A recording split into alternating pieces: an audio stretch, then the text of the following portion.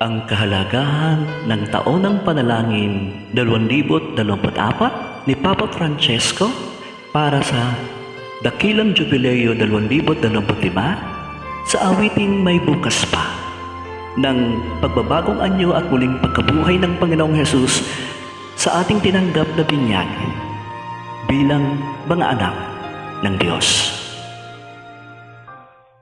Huwag damdamin ang kasawian, may bukas pa sa iyong buhay. Sisikatin ang iyong araw, ang landas mo ay mag-iinaw. Sa daigdig ang buhay ay kanyan, mayroong ligaya at lumbay. Maghintay at may nakalaang bukas. May bukas pa sa iyong buhay. Tutulungan ka ng Diyos na may lalang. Ang iyong pagdaramdam,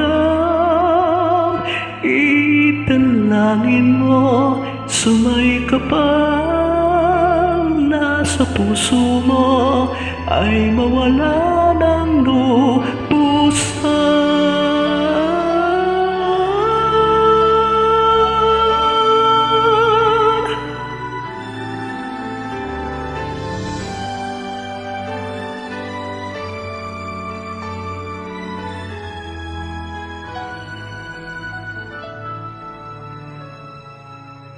Sa daigdig ang buhay ay kanyan, mayroong ligaya at lumbay.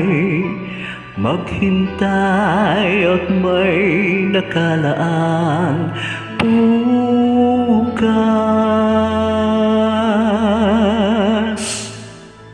May bukas pa sa iyong buhay.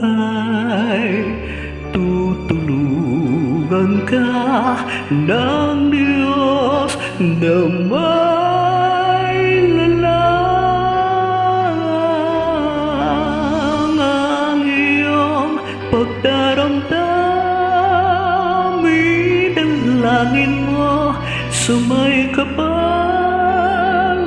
sa puso mo ay mawala ng lubusan.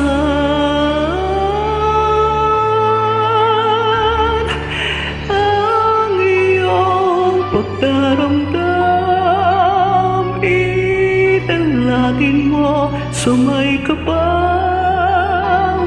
sa puso mo ay mawala ng lubusan.